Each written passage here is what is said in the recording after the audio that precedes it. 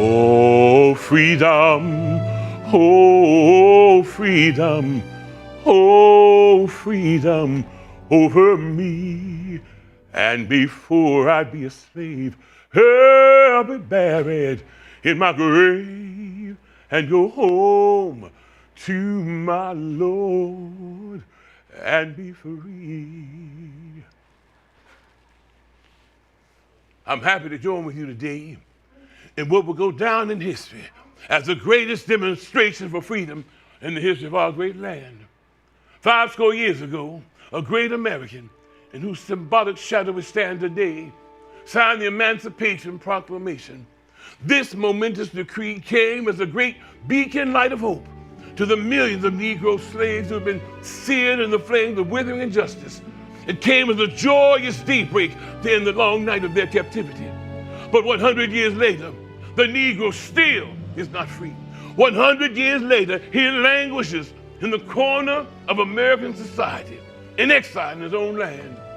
I have a dream today that my 4 young children will one day grow up in a nation where they will not be judged by the color of their skin, but by the content of their character. I have a dream today, and if America's to be a great nation, let freedom ring. Let freedom ring from the prodigious hilltops of New Hampshire. Let freedom ring from the mighty mountains of New York. Let freedom ring from the snow-capped Rockies of Colorado. Let freedom ring from the curvaceous slopes of California. But not only that, let freedom ring from Stone Mountain in Georgia, from Lookout Mountain in Tennessee, from every hill and molehill in Mississippi. Let freedom ring. And when we let it ring, when we let it ring from every village, every hamlet, from every state, and every city, we will speed up the day when all God's children, black men and white men, Jews and Gentiles, Catholics and Protestants, will be able to join hands and sing together in the words of the old Negro spiritual, free at last, free at last, thank God Almighty, we're free at last.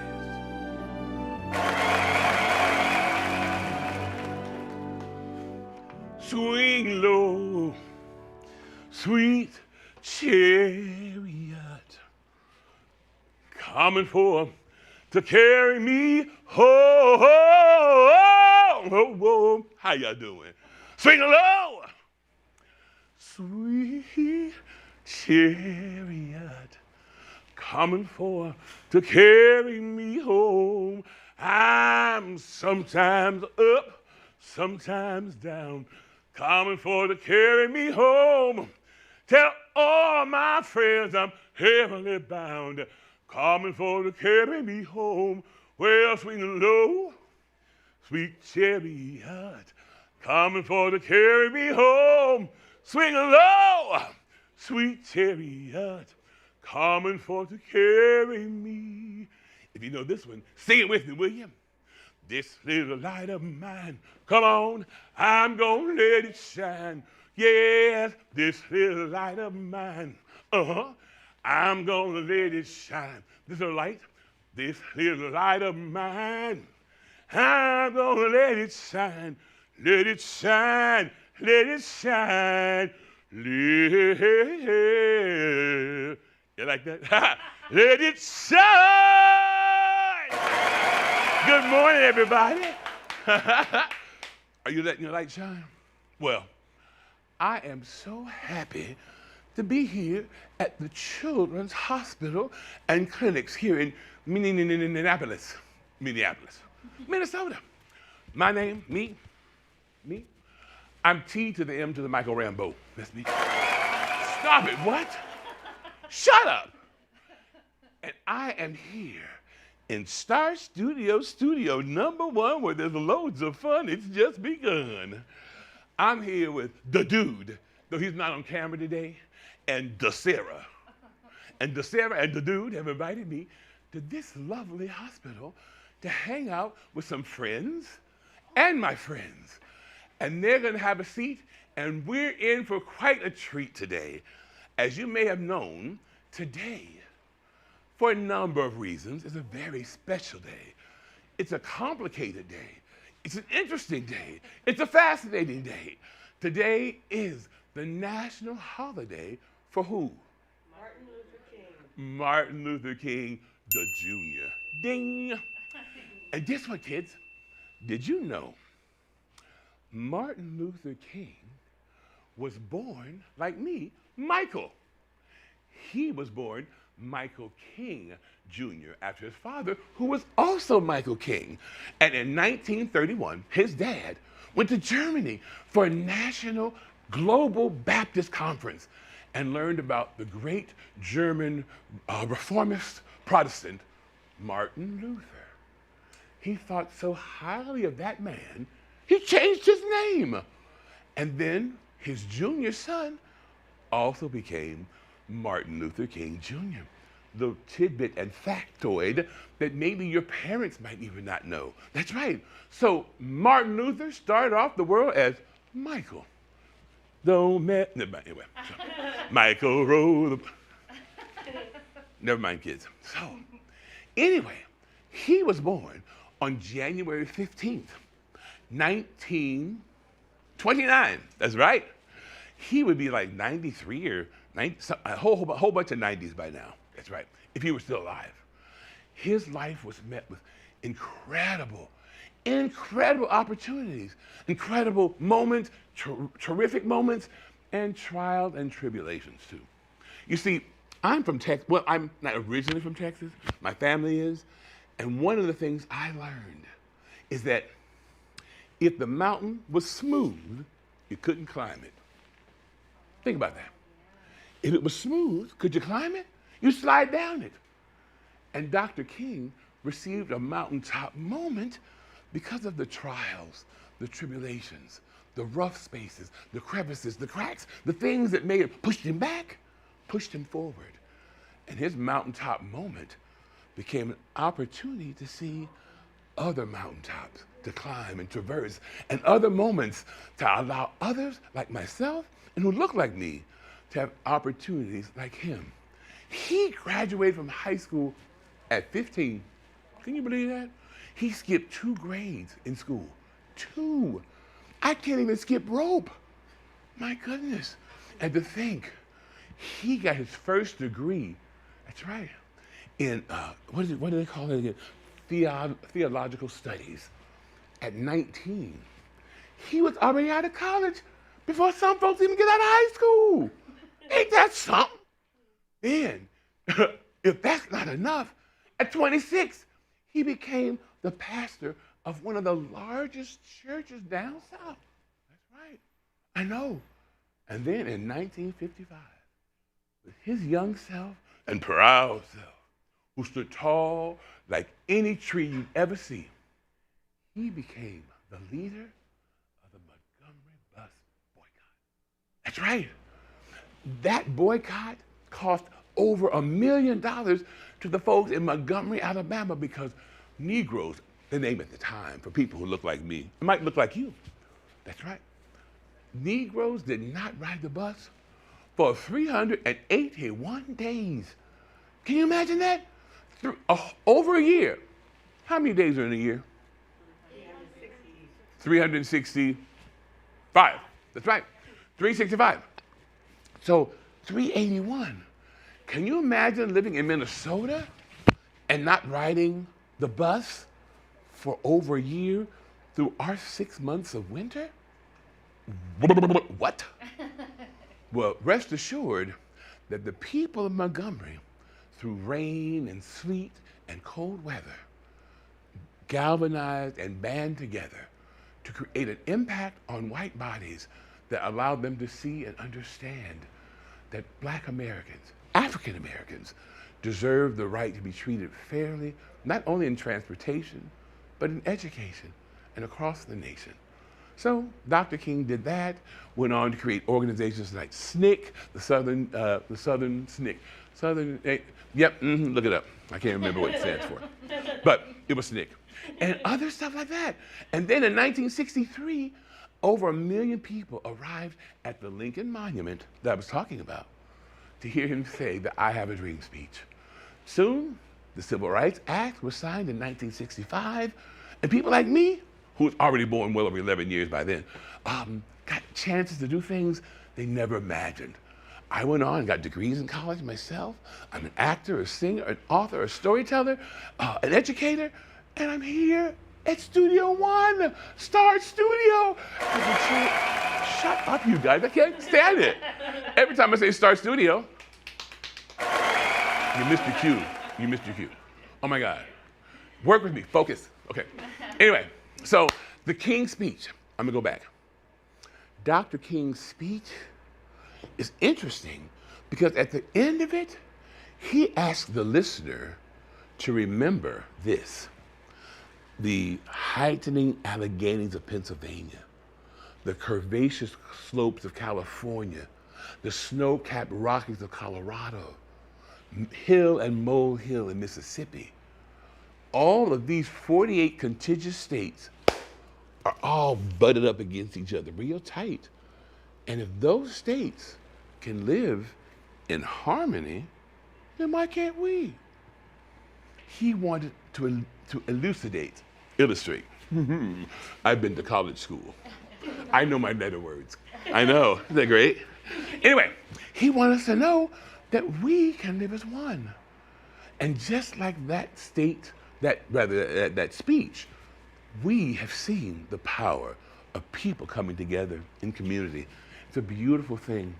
The other thing that's beautiful is the song I sang, Oh Freedom or Swing Low.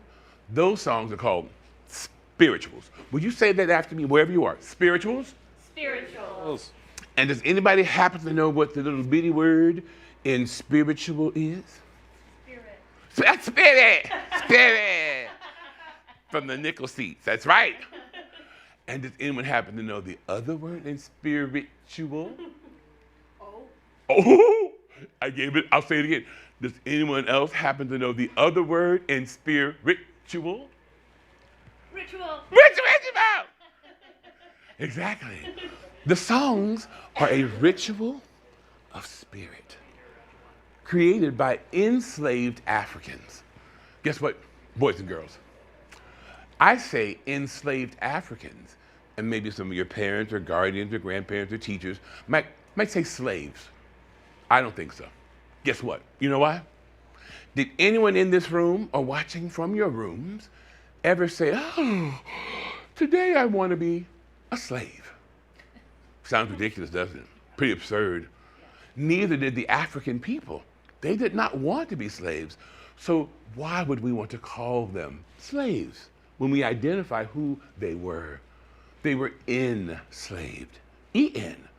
It's a prefix that lets us know that someone who believed they had power over others tried to use that power to hold them back, to put them in slavery or bondage.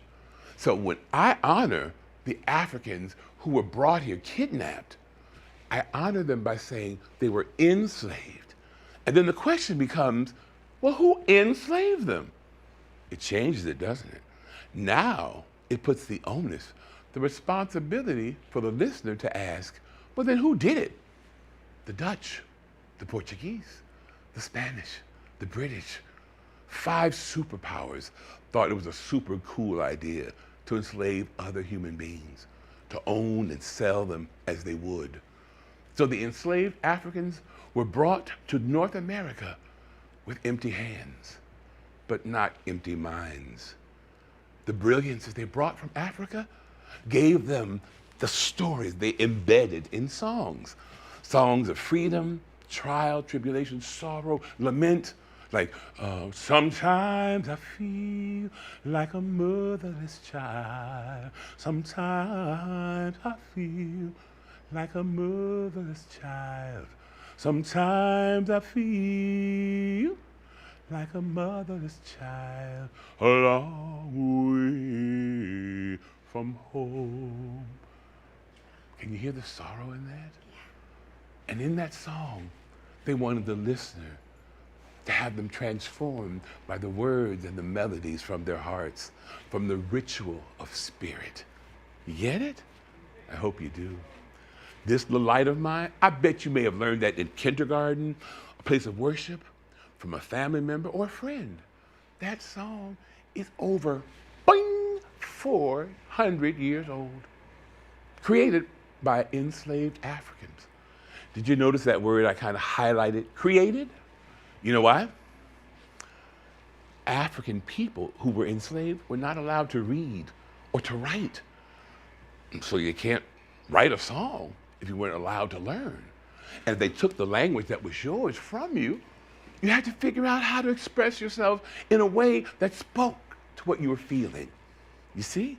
So the spirituals, that ritual of spirit, was the first form of non-violent resistance. It was the way the enslaved people showed their resistance, how they didn't want to be slaves. No, they didn't want to be enslaved. They wanted to be free. Free at last, free at last. Thank God Almighty, I'm free at last. Free at last, free at last. Thank God Almighty, I'm free at last. And that's what happened. Over 400 years later, 1863. Long beard, big hat. You know what president that was? Long beard, big hat, tall guy, Ford Theater. Abraham Lincoln. Yeah, we'll get him. Abraham Lincoln, the 16th president, signed the Emancipation Proclamation. To proclaim is to state aloud for all to hear. To emancipate is to free. Get it? So, in 1863, those who were enslaved were allowed to believe that they were free. They weren't allowed to really step into the truth of freedom. Took a long time, that's right. And by 1865, after the Civil War, enslaved were allowed to believe that they had become full Americans. That was the 13th Amendment. It ended slavery. Then the 14th Amendment, equal protection under the law. So they say. And then the 15th Amendment that allowed every American to vote. Darn it, the enslaved, now referred to as colored or Negro and other names we don't like and don't say. They believed they could vote. Well, that wasn't what happened. So it took a really long time.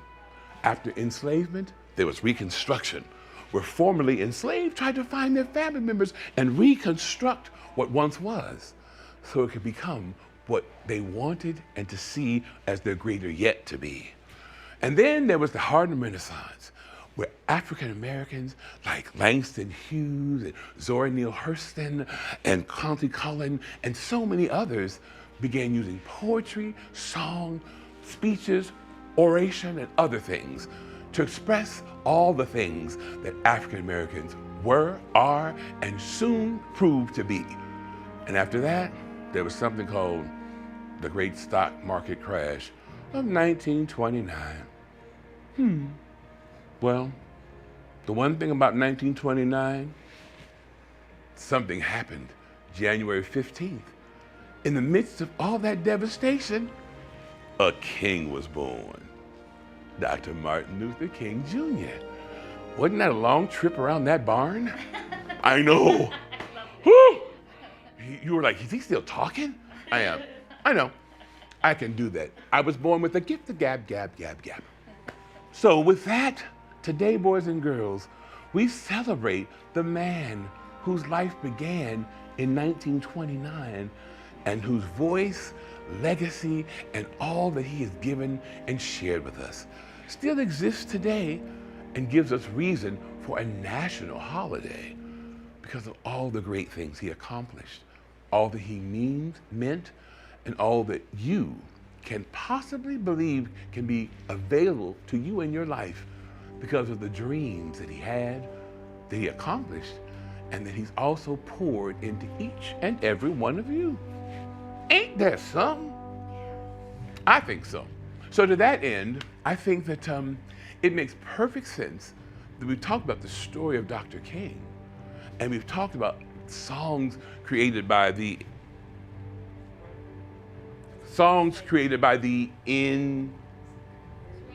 enslaved Africans, and those songs were called spirituals. Let's try that again, because I want to make sure you at home and you in here can at least leave here today with 3 valuable bits of information. 1, the Africans who were taken from Africa were referred to as being in what? Enslaved. Enslaved Africans, and that lets us know where they were from. So they're called who? Enslaved Africans. Oh my God, you're such great learners. To think in just 7 minutes or less, you're at your best. It's amazing. I'm taking that fanfare with me everywhere I go. And then the enslaved Africans created something. What was that? A song. They were called the rituals of spirit. Spirituals, that's right. So who created the spirituals? Enslaved Africans. And enslaved Africans created what? Oh, I think I love you. So what am I so afraid of? Partridge Family, 72. Never mind. Kids, you'll learn about this later in life. So then, now we have a chance to do some other storytelling and some fun things. Now, one of them is a fun kind of get along, warm up for the big story I'm going to share with you in a minute. There's a song, it's kind of like more of a chant song about two dogs. And these two dogs, well, I'll teach it to you first, and then I'm going to see if any of my friends here understand what the lesson is. It goes like this. Dog, dog, dee-dog, dee-diggy, dog, dog. Pretty easy. Say it with me. Dog, dog, dee-dog, dee-diggy, dog, dog. Isn't that fun? Yeah. Let's try it again. Okay. Dog, dog, dee-dog, dee-diggy, dog, dog. My Lord, I can hear you already from your rooms. My ears are just, okay, right. So we do that thing. Dog, dog, dee-dog, dee-diggy, dog, dog. We say that 4 times. Do it with me now. Okay, here we go. And dog, dog, dee-dog, dee-diggy, dog, dog. Dog, dog, dee-dog, dee-diggy, dog, dog. Dog, dog, dee-dog, dee-diggy, dog, dog. Dog, dog, dee-dog, dee-diggy, dog. Are you tired yet? I am. Okay. And then we say, if my dog loves your dog and your dog loves my dog, then why can't we sit under the apple tree? Try it with me, one piece at a time. Here we go.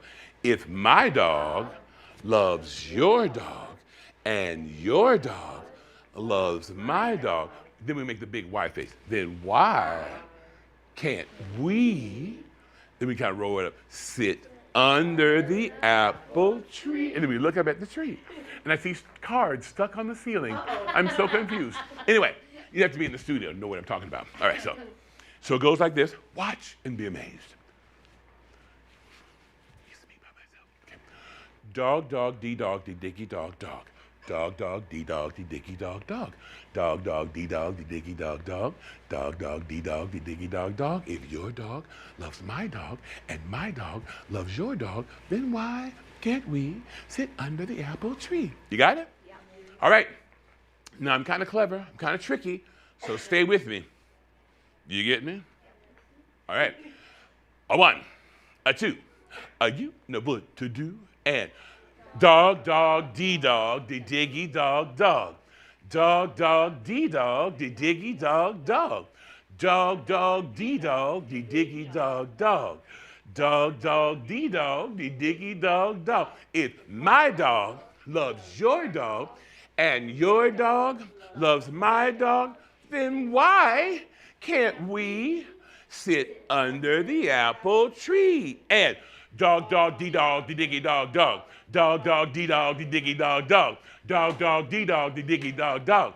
Dog, dog, dee-dog, dee-diggy, dog, dog. If my dog loves your dog and your dog loves my dog, then why can't we sit under the apple tree? And dog, dog, dee-dog, dee-diggy, dog, dog. Dog, dog, dee-dog, dee-diggy, dog, dog. Dog, dog, dee-dog, dee-diggy, dog, dog. Dog, dog, dee-dog, dee-diggy, dog, dog. If my dog loves your dog and your dog loves my dog, then why can't we sit under the apple tree? And dog, dog, dee-dog, dee-diggy, dog, dog. Roof, dog, dog, dee-dog, dee-diggy, dog, dog. Roof, dog, dog, dee-dog, dee-diggy, dog, dog. Roof, dog, dog, dee-dog, dee-diggy, dog. If my dog loves your dog and your dog loves my dog, then why can't we sit under the apple tree? Oh. Mr. T. Mychael needs oxygen. You get it? Now, the question I asked earlier and that I posed before I even sang the song you learned, what's it telling us? If my dog and your dog, and my dog loves your dog, and your dog loves my dog, then why can't we sit under the apple tree? What is that story telling us about people? Why can't we all get along? If dogs can hang out, I mean, do Cocker Spaniels like cockapoos? They cool out. They hang out together. Pit bulls and schnauzers. Dogs do it all the time. You ever been to a dog park? They jostle and tussle and but they still get along. Why can't we? Think about it. I mean, this great Rasta guy. Why can't we be friends? Why can't we be friends? Why can't we be friends? Why can't we be friends? Check your Spotify. You'll learn that song. So, we sang that song. We learned about Dr. King. We learned about spirituals. We learned about the enslaved Africans. We learned about the timeline of his life and of the African American people from enslavement through 1863 up to today.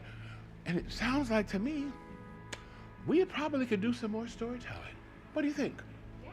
Yeah, they're screaming and they're throwing all kinds of flowers and raw tomatoes at me, boys and girls. We're gonna learn about grandmothers. Because I think Bill Withers said it best. Grandma's hands went to church on Sunday morning.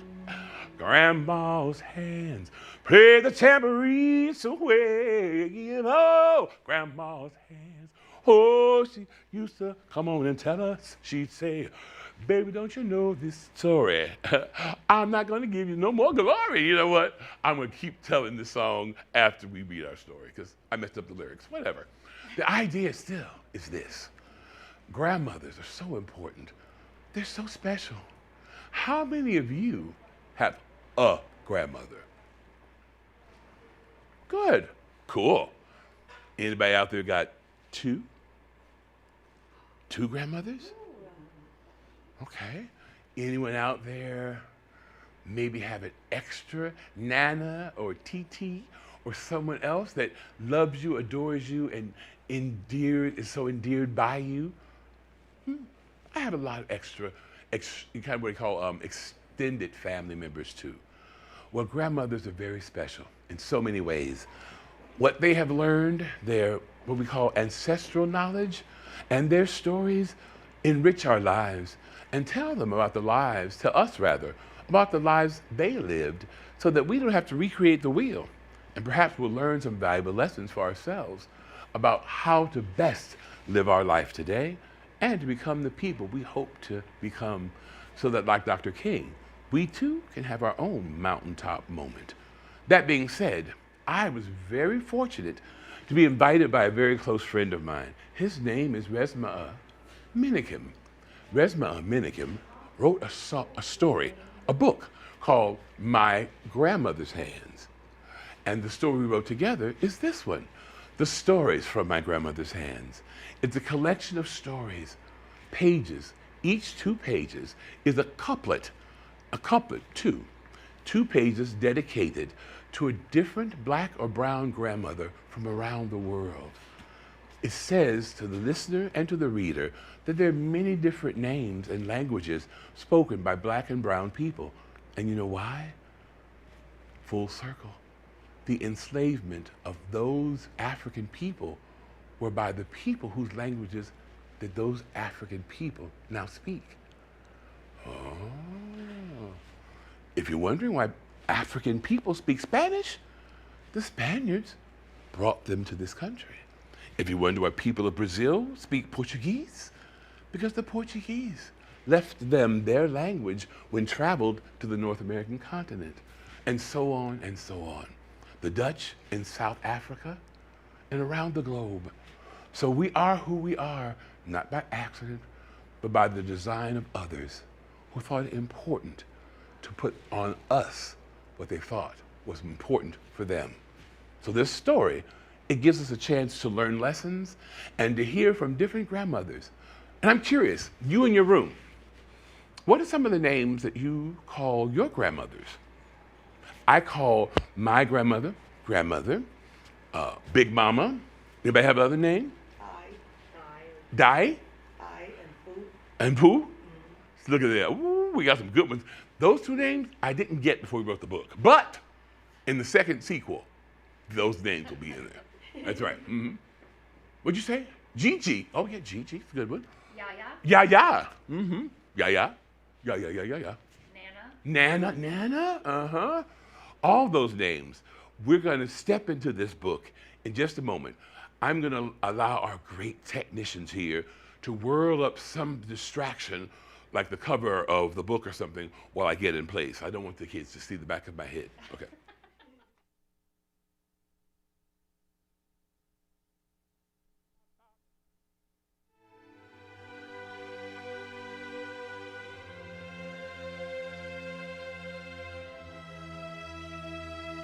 All my glory? What? All right. So, here's how this is going to work. I am going to read. I haven't discussed with these incredible.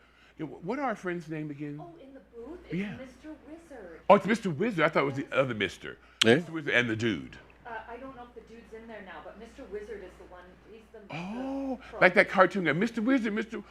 Wizard, Mr. Wizard. Do you remember that cartoon? Anybody out there? Mr.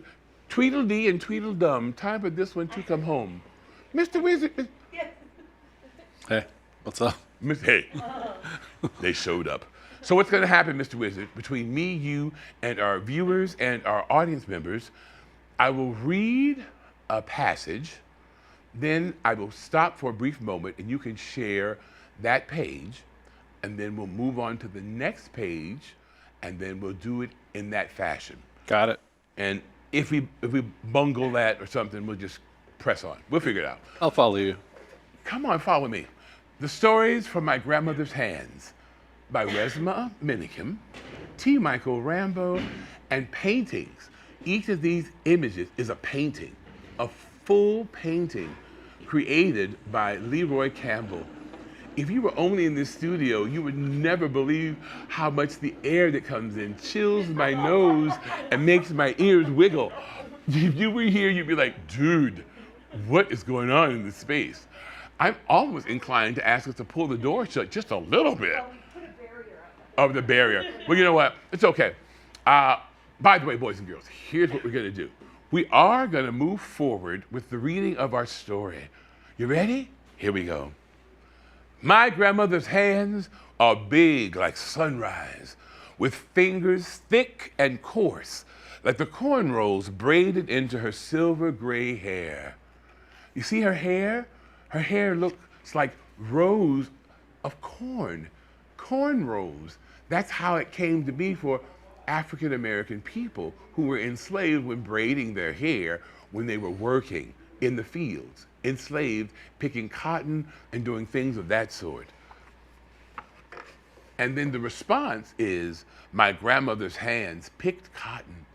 You see how big the hands are in this image?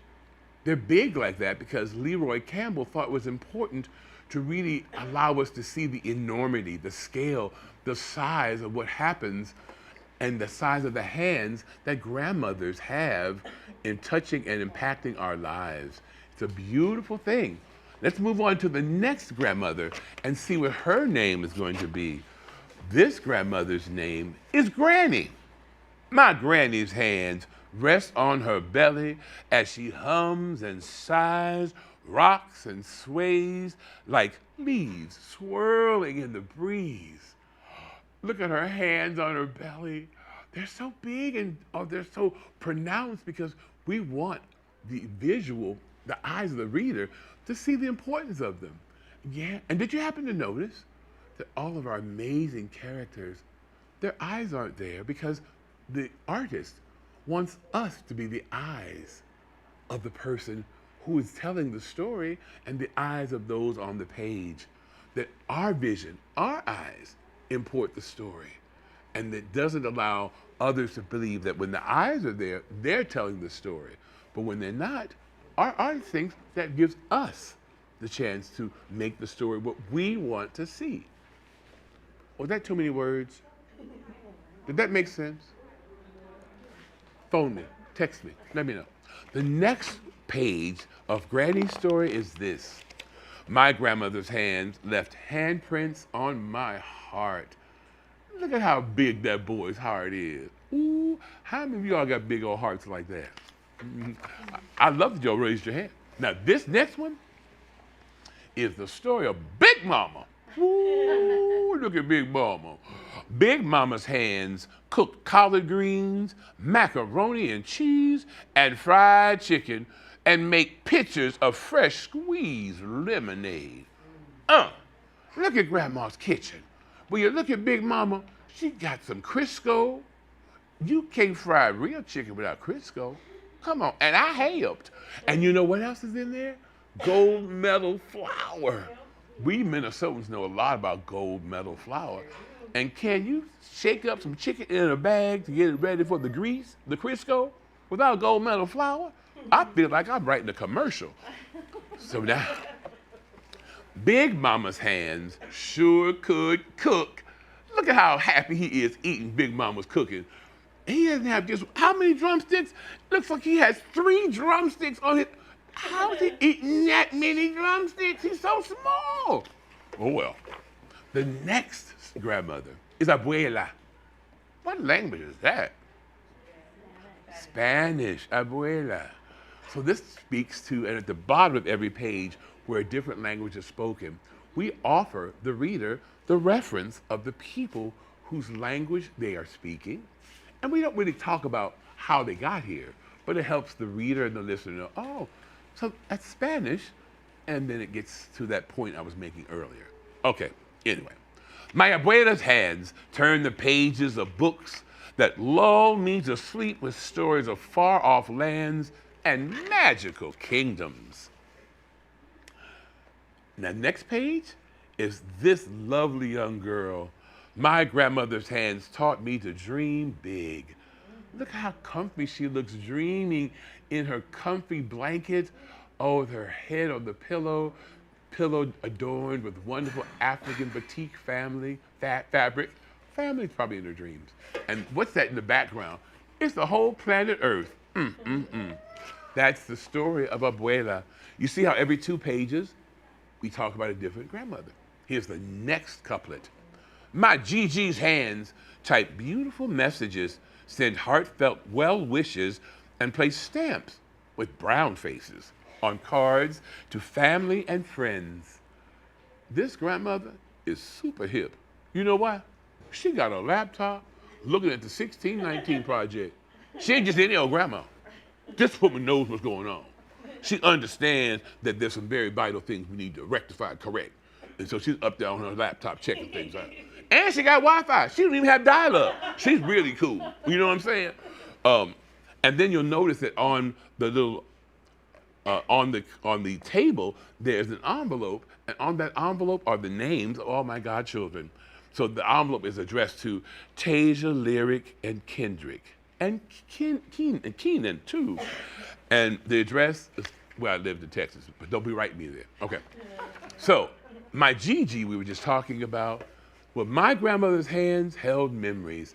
And these are the pictures of different family members in Leroy Campbell's family. So you're seeing Resma's family below there and some of Leroy Campbell's family.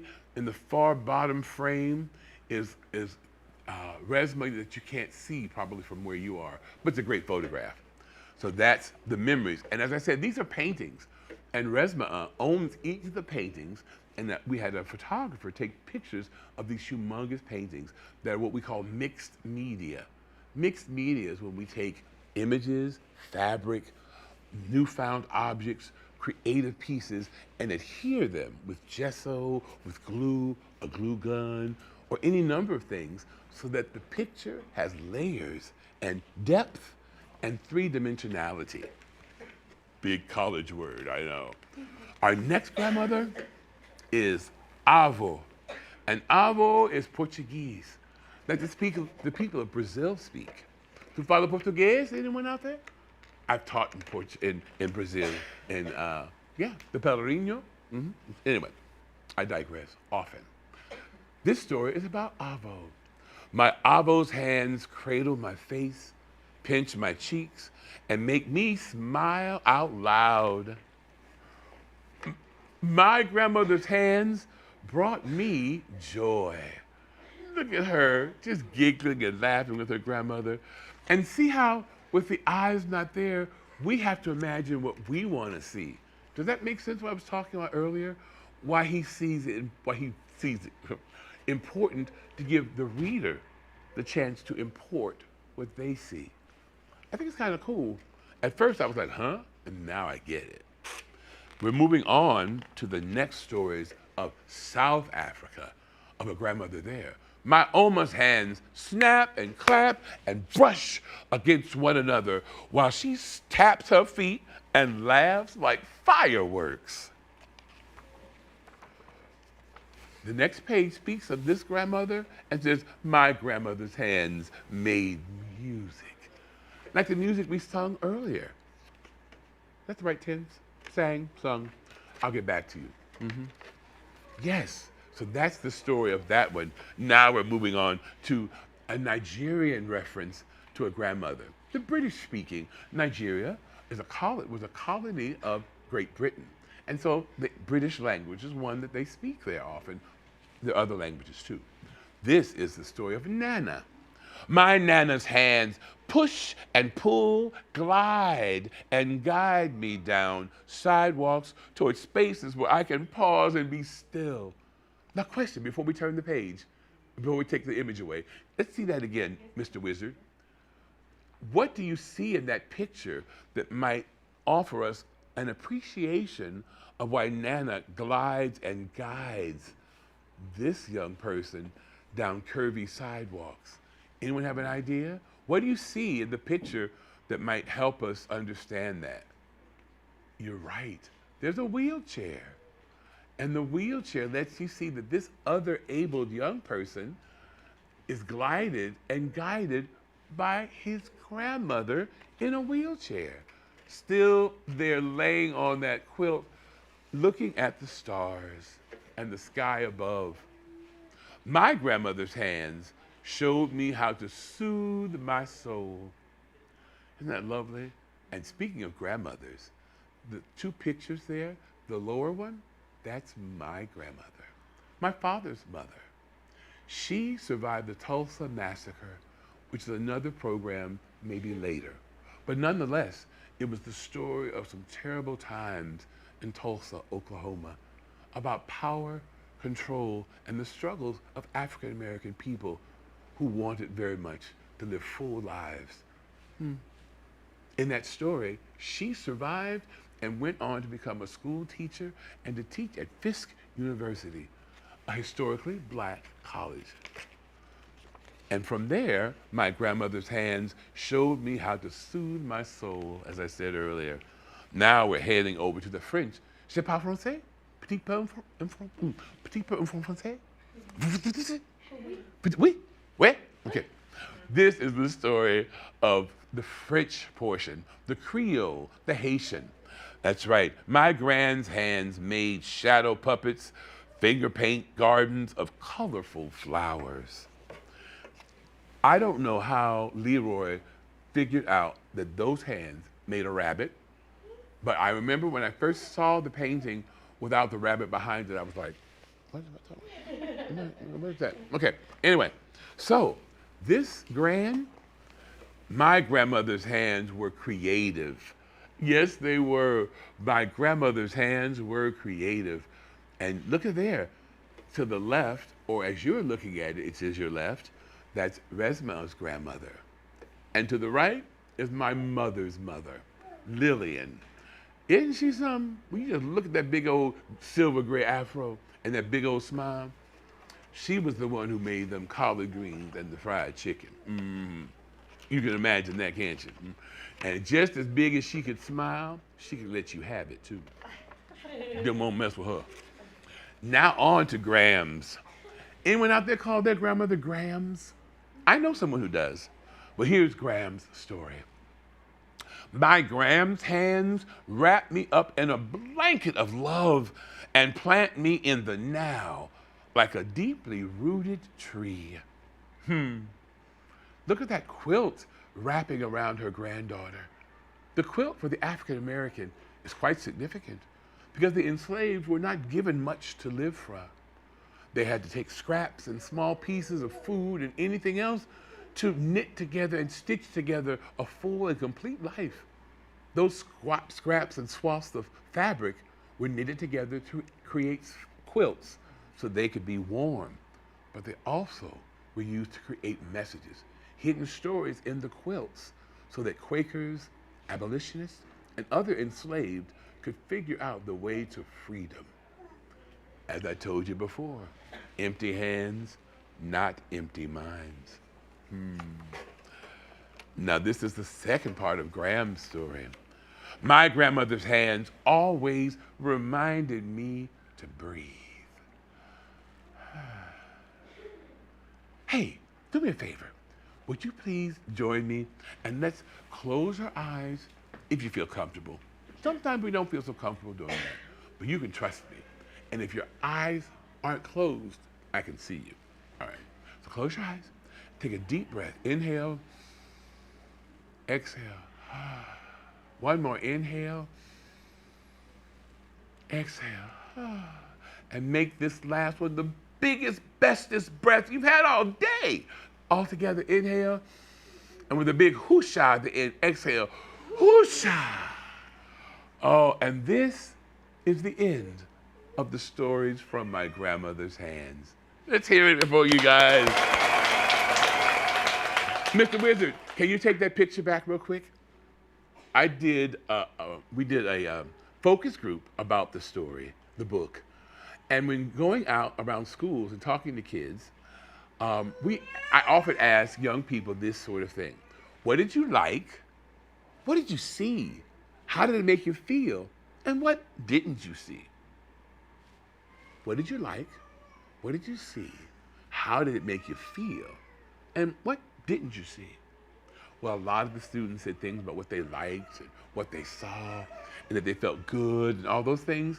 But one little girl in this one school that will remain nameless because she may know that I'm talking about her, she raised her hand. She said, Mr. T. Mychael, ain't no pets in your story. I don't see no animals. And I thought to myself, I think she's found my Achilles heel. I think she's right. And so at that point, we called Mr. Leroy Campbell and we said, look here, dude, we got to get on the spot and get this done because the children in the world are missing an animal. While there was a rabbit on one page, she was like, that's not enough. That's a shadow puppet. I want to see some pets. She was really digging her heels in and was not going to be appeased by my retort. So I said, okay. And then Mr. Leroy gessoed, and that means painted white over the corner of that picture. Painted in the dog. As I mentioned, these are paintings, not illustrations on a computer. And then I went back to that school and I was like, bam! Doggy, now what you got? Huh? Bring it. You and your posse. Meet me in the sandbox in the playground at the school. 3 o'clock. She was very happy to see a dog. And she named the dog too. What do you think she named? I don't know where she got the name Fido. How would she know who Fido was? I had no idea. Fido. So anyway, you've just heard and seen the pages of the stories from my grandmother's hands. I thank you for being such great listeners and great participants in this story. And I believe in closing, because we kind of look like we're there, I want us all to learn something very important. My great aunt, Aunt Thrilly, her name was Margaret Thrillkill. Hello. Louisiana, Texas, Creole, never mind. So she would say, baby, you can tolerate bad cooking. You might even be able to tolerate body odor, but you don't tolerate people. You either accept them or you don't. Move along if you don't want to be with them, but don't tolerate them, baby. I never realized how powerful that statement was and how true. So Remember, as you go out into the world, we must dream big and dream always. Treat others not only the way we want to be treated, but more importantly, how they want to be treated. Think about that. That's called the platinum rule. And to that end, I think we should hold everybody up. So here's a song called Hold Everybody Up that I'll leave you with, and I hope that you'll remember that no matter where you go or how you walk in the world, you are a better person when you recognize the agency, the value, the possibilities that exist in other people. It makes you a better person and a better version of the you that you are. Here's how the song goes. We gotta hold everybody. We gotta hold everybody up. We gotta hold everybody. We gotta hold everybody up. Hold everybody up, up, up. Hold everybody up, up, up. Hold everybody up, up, up. Hold everybody up. You got it? Okay. So that's what we're gonna do. So people in the studio, you join me on the up-ups. Okay. In your room, join me on the up-ups. Remember, it's up, up, up 3 times. The last up is a single one. Don't forget, students, class, people they're viewing, 1 up. And on that up, you take a pose like Madonna when she go, bo, bo, bo. You know, on that last up, you go up, up, up, whatever. Are you ready? Yeah. Stay with me, church. Just watch your neighbor if you don't understand. Here we go. All right. Well, now, we gotta hold everybody. We gotta hold everybody up.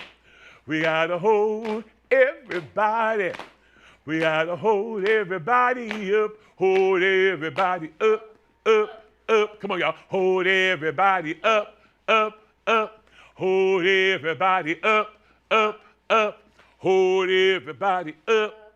I said, well, just because you look like you and I look like me, that don't mean we can't be friends, because I'm not your enemy. Well, now we gotta hold everybody.